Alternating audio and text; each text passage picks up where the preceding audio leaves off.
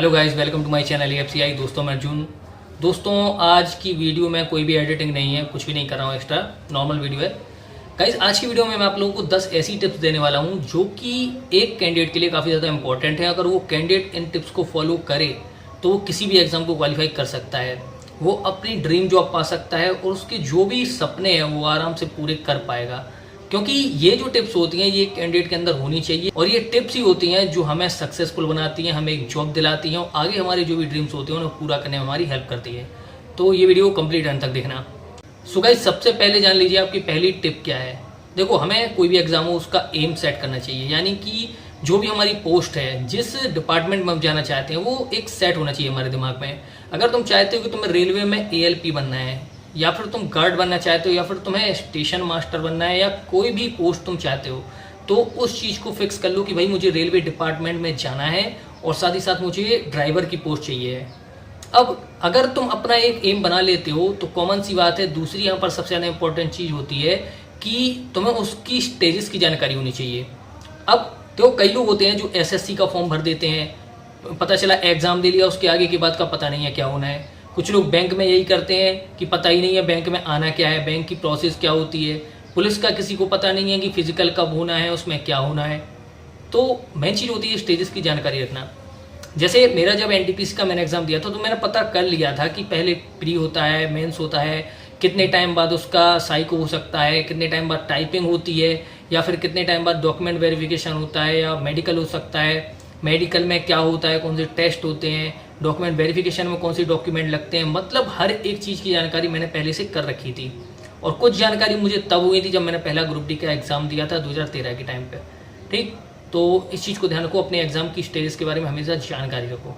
अगली चीज़ यहाँ पर इम्पोर्टेंट है कि आपके जो भी सब्जेक्ट हैं, आपका जो सिलेबस है, आपका जो टॉपिक है, उसकी आपको जानकारी होनी चाहिए। जैसे अगर आप रेलवे में आ रहे हो तो आपको पता है कि भाई रेलवे में इंग्लिश नहीं आती है, तो यहाँ पर आपका एक सब्जेक्ट सीधा सीधा कम हो गया। इसके अलावा अगर आप बैंक में जाते हो तो वहीं इंग्लिश आनी है, एसएससी में आनी है। कुछ एग्ज़ाम ऐसे हैं जहाँ पर आपकी कॉन्स्टिट्यूशन ज़्यादा आता है, कुछ ऐसे हैं जहाँ पर आपकी हिंदी भी आती है। तो हमें सबसे पहले अपने सब्जेक्ट, अपने टॉपिक, हमारे सिलेबस की हमें जानकारी होनी चाहिए कि उसमें आता क्या है।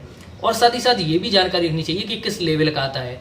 अगर आपने हाई स्कूल लेवल से फॉर्म भरा है तो जो जीके जीएस या जो भी उसके सब्जेक्ट हैं, मैथ्स रीजनिंग, उसका लेवल क्या हो सकता है। अगर आपने ग्रेजुएट लेवल से भरा है तो उसका लेवल क्या हो सकता है। इसे जानने के लिए आप प्रीवियस ईयर के पेपर देख सकते हो, उससे आपको जानकारी मिल जाती है कि आपका एग्जाम कैसा होगा, आपके क्वेश्चन कितने आएंगे, मतलब आपका जो पूरा क्वेश्चन पेपर होता है वो कितने नंबर का होता है, चाहे वो प्री हो या फिर मेंस हो अगर है तो। इसके अलावा कहाँ पर नॉर्मलाइजेशन होता है, कहाँ पर नॉर्मलाइजेशन नहीं होता है।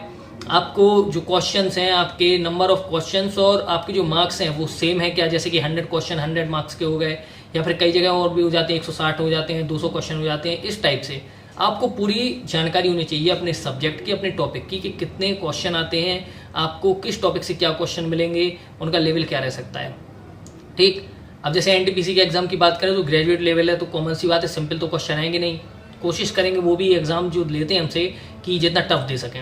अब इसके बाद बात करते हैं अगली चीज़ की। अगली चीज़ है टाइम टेबल। देखो, एक चीज़ हमेशा याद रखो, कोई भी स्टूडेंट जो दिल से पढ़ता है, अपनी ईमानदारी के साथ उस जॉब के लिए तैयारी कर रहा है जिसे वह पाना चाहता है, तो वह हमेशा अपना एक टाइम टेबल फिक्स करता है पढ़ने के लिए। तो वो लोगों की कंडीशन अलग होती है जो बेचारे जॉब भी करते हैं, कोई काम करते हैं, उसके बाद पढ़ते हैं, उनके पास कोई टाइम टेबल नहीं होता है, वो जब टाइम मिले तब पढ़ते हैं। लेकिन क्योंकि अभी लॉकडाउन है, आप घर में बैठे हुए हो और इसके अलावा आपको प्रिपरेशन करने के लिए टाइम ही टाइम है, तो मैं तो ये कहूँगा कि सही टाइम अब है कि आप टाइम टेबल अपना फिक्स कर लो। ठीक, मेरे हिसाब से आपको मैथ को कम से कम 1.5 से 2 घंटे देने चाहिए।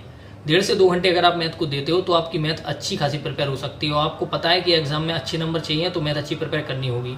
इसके अलावा रीजनिंग, तो रीजनिंग मैथ से कम टाइम मांगती है। अगर आपका दिमाग थोड़ा सा भी चलता है तो रीजनिंग आप बहुत ही कम टाइम में कवर कर सकते हो। तो रीजनिंग को आप अगर 1 घंटा भी मैक्सिमम देते हो तो वो भी काफ़ी है। वैसे मेरे हिसाब से मैं ये समझता हूँ कि 3 या 4 टॉपिक ही रीजनिंग में ऐसे होते हैं जो आपको मतलब लगाने पड़ेंगे या आपको किसी से सीखने पड़ेंगे, बाकी ऐसे होते हैं उन्हें आप खुद प्रिपेयर कर सकते हो। तो आधा 1 घंटा भी आप दे रहे हो वो बहुत है।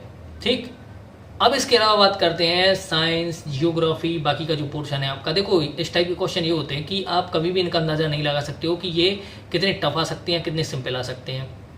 तो इनके लिए जितना टाइम दे सको उतना ज़रूरी। अगर आप 1 घंटा साइंस को भी देते हो, अगर 1 घंटा आप जनरल अवेयरनेस को भी देते हो, तो इस तरह आप अच्छी खासी प्रिपेयर कर सकते हो। मेरे हिसाब से अभी टाइम है कि आप मिनिमम अगर आप ज़्यादा नहीं दे सकते हो पढ़ाई को टाइम, तो कम से कम 4 से 5 घंटे तो दो ही दो। चाहे आप अलग अलग करो, कुछ टाइम सुबह पढ़ लो, कुछ टाइम शाम को पढ़ लो, लेकिन कंटिन्यू पढ़ते रहो। अगर आप अभी रूटीन बना लोगे तो जब लॉकडाउन खुलेगा या जब भी आप अपने नॉर्मल आपका जो रूटीन था उसमें आओगे, तब भी आपकी एक प्रिपरेशन के लिए टाइमिंग सेट हो जाएगी। इसलिए इस चीज़ को ध्यान रखो कि सबसे ज़्यादा इंपॉर्टेंट होता है टाइम टेबल।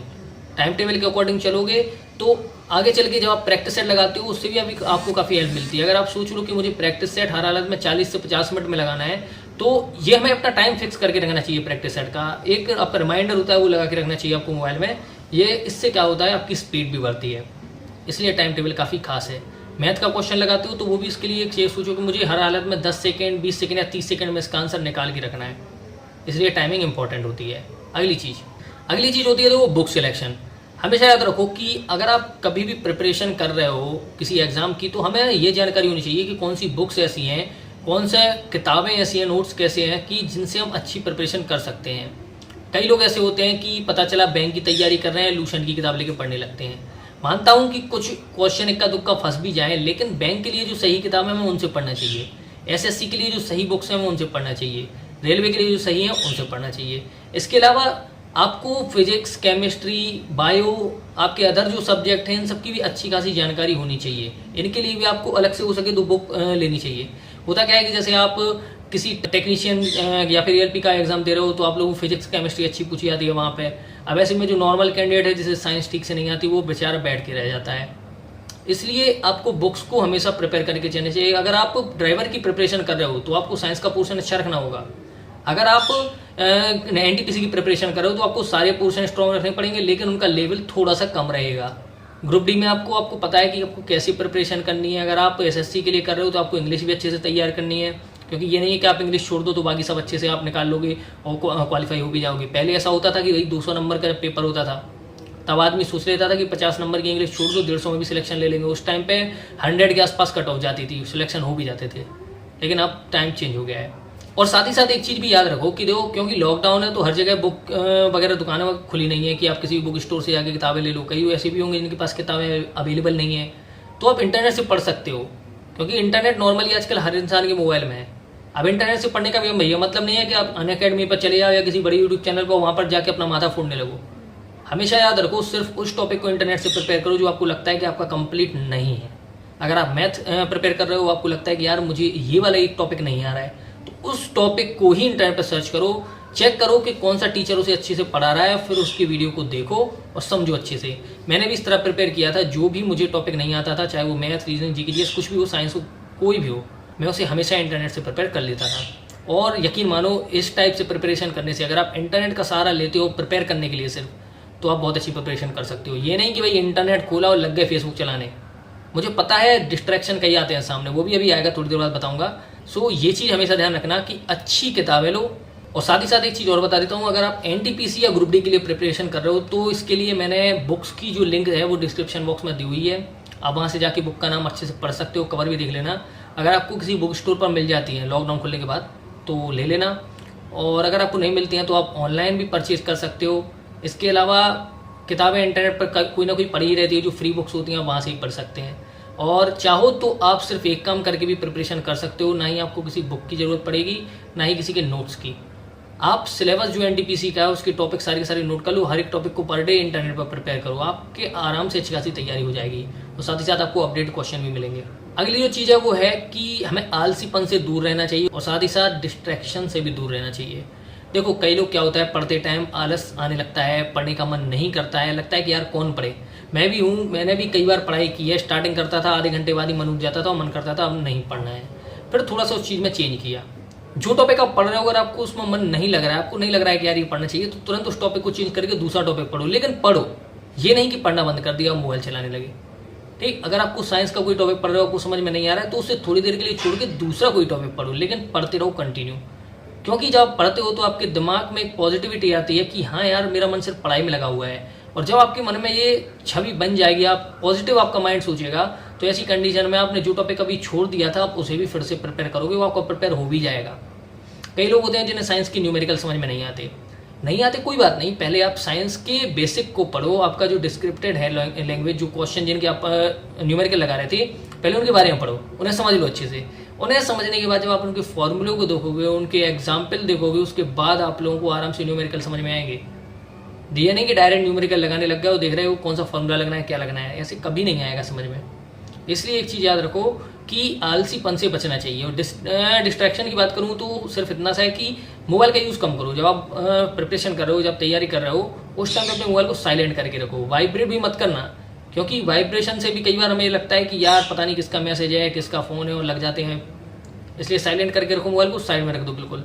इसके बाद जो व्हाट्सएप है, अपने फेसबुक है, देखो यार मानता हूँ कि सोशल मीडिया हमारी लाइफ का एक हिस्सा है, लेकिन ऐसा नहीं है कि कंटिन्यू इन्हीं चीज़ों में घुसे रहो।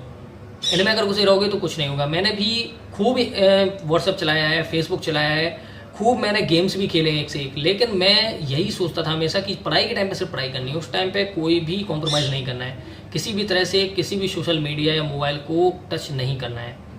तो ये चीज़ को दिमाग में रखो, अपने डिस्ट्रैक्शन से बचना चाहिए। आपकी जो भी फैमिली प्रॉब्लम्स हैं, आपकी जो भी प्राइवेट प्रॉब्लम्स हैं, उन्हें कभी भी अपने पढ़ाई के बीच में मत आने देना, क्योंकि अगर सक्सेस होना है, अपनी ड्रीम जॉब लेनी है, तो इन चीज़ों से आपको दूर रहना होगा। अगली चीज़ है गेम्स। देखो गेम स्पोर्ट जो भी आपका, जो भी खेलना चाहते हो, चाहे वो इंडोर हो आउटडोर हो, आपको कोई ना कोई गेम खेलना चाहिए। अब यहाँ पर ये नहीं कि मुंह उठाया और पबजी खेलने लग गए। पबजी खेलने वालों को मैं अच्छे से जानता हूँ, घंटों खेलते रहते हैं, 3-3 4-4 घंटे खेल देते हैं और कुछ नहीं करते हैं, सिर्फ अपने दिमाग को खराब करते हैं, उस चीज़ की लत लगा लेते हैं, और ये चीज़ आगे चल के काफ़ी प्रॉब्लम करती है। मेरा मतलब सिर्फ ये है कि अगर आप इंडोर गेम्स खेलते हो तो आप नॉर्मल से गेम खेलो, या कैरम खेल सकते हो, आप चेस खेल सकते हो। ये वो गेम है जो आपके दिमाग की क्षमता को बढ़ाते हैं, हमारे ब्रेन को डेवलप करते हैं, हमें सोचने की एक क्षमता देते हैं कि आप कितना सोच सकते हो। जब आप चेस खेलते हो तो आप खुद सोचो, आप कितनी सारी चालें दिमाग में सोच लेते हो कि अगर मैं इस प्यादे को आगे बढ़ाऊंगा तो क्या होगा, अगर मैं घोड़े को चलाऊंगा तो क्या होगा, सब दिमाग में सोच लेते हैं। इससे क्या होता है, हमें पता खुद चलता है कि हमारे ब्रेन की पावर क्या है, हम कितना सोच सकते हैं और कितना स्टोर कर सकते हैं अपने दिमाग में। इसलिए इंडोर गेम्स खेलो, आउटडोर भी खेलने चाहिए, क्रिकेट खेलो, फुटबॉल खेलो। ये गेम्स ऐसे हैं जो आप लोगों के दिमाग को पढ़ाने में काफ़ी हेल्प करते हैं। इसके अलावा अगली जो चीज़ है वो काफ़ी खास है, हमेशा अपनी स्टडी को अपडेट करके रखो। अगर आप स्टैटिक जी के पढ़ रहे हो तो उसमें जो भी क्वेश्चन नए आए हैं उन्हें ऐड करो, जो क्वेश्चन चेंज हो गया उसे हमेशा बदलो। जैसे आप विविध पढ़ते हो, विविध के क्वेश्चन को चेंज करो। इसके बाद साइंस में कई चीज़ों के आविष्कार होते हैं, कई ऐसे हैं जो रिसेंटली हुए हैं लेकिन हमें उनके फाउंडर नहीं पता है, तो इन्हें कलेक्ट करो, इंटरनेट से देखो। इसके अलावा अगर आप भूगोल के बारे में पढ़ रहे हो तो दिन प्रतिदिन भूगोल में भी कई क्वेश्चन चेंज होते हैं, जैसे कि बिजली का जो उत्पादन होता है, बांध परियोजनाएं होती हैं। इसके अलावा सौरमंडल में नए ग्रहों की खोज होती है, उपग्रहों की जो भी कुछ खोज की जाती है, इन सबको हमेशा अपडेट करके चलना चाहिए। अगर आप एक अपडेटेड स्टूडेंट हो, आप अपने सब्जेक्ट को अच्छे से प्रिपेयर करते हो, कंप्लीट प्रिपेयर करते हो, तो यकीन मानो कोई आपके आगे टिक नहीं सकता है, आप किसी भी एग्जाम को क्वालिफाई कर ले जाओगे। और अगर अपनी ड्रीम जॉब चाहिए तो भाई आपको अपडेट रहना होगा। ये नहीं है कि आप लूसेंट उठाई उसे पूरा पढ़ लिया। लूसेंट पढ़ो, अच्छी किताब है, लेकिन लूसेंट पढ़ने के बाद उसमें जो चीज़ें नहीं दी हैं उन्हें भी प्रिपेयर करो, चाहे इंटरनेट से चाहे अदर बुक से। ठीक। और गाइस, आप लोगों में से लगभग अधिकतर लोगों की ये समस्या हुई कि उन्हें लंबे समय तक कोई चीज़ याद नहीं रहती है। ये समस्या कई लोगों के साथ है, मेरे साथ भी है। तो इस चीज़ का एक ही सॉल्यूशन होता है। देखो, अगर आप किसी चीज़ को याद रखना चाहते हो लंबे समय तक, तो उसे एक ऐसे तरीके से पढ़ो जो तरीका काफ़ी फनी हो, या जो तरीका आपको याद रहता हो हमेशा। ठीक। जैसे मैं ट्रिक के हिसाब से पढ़ना ज़्यादा पसंद करता हूँ, क्योंकि मैं ऐसी ट्रिक बनाता हूँ जो मुझे काफ़ी अच्छी लगती हो, हंसी भी आती है जिन ट्रिक से, और वो एक ऐसी चीज़ है जो रोज़मर्रा की चीज़ में होती हो, हमें हमेशा याद रहती है। जैसे अगर जैसे आप बिहार में रहते हो तो कॉमन सी बात है, बिहारी लैंग्वेज में आप अपनी ट्रिक बनाओ। ये नहीं कि आप एक नॉर्मल सी लैंग्वेज बना रहे हो, इंग्लिश में बना रहे हो या किसी और लैंग्वेज में। ऐसे में क्या होता है, कई बार हम एग्जाम आते आते भूल जाते हैं। लेकिन अगर आप दैनिक जो आपकी बोली, आप जिस तरह बोलते हो, अगर उसी लैंग्वेज में आप ट्रिक बना लो, तो यकीन मानो आप किसी भी सब्जेक्ट के बड़े से बड़े क्वेश्चन या टॉपिक की भी ट्रिक बना सकते हो और उसे हमेशा याद रख सकते हो। जैसे मैं बुंदेलखंड से हूँ, ललितपुर का रहने वाला हूँ, तो मैं बुंदेलखंडी लैंग्वेज में अधिकतर ट्रिक बनाता हूँ। उससे क्या होता है, फटाक से 1 सेकंड में ऑटो पर आ जाता है, पता चल जाता है कि भाई क्या है, क्वेश्चन कैसा है। और जबकि मेरे कई लोग ऐसे हैं, कई फ्रेंड ऐसे हैं जो बुंदेलखंडी नहीं है, वो सोचते हैं यार कि तू याद कैसे करता है इन चीज़ों को।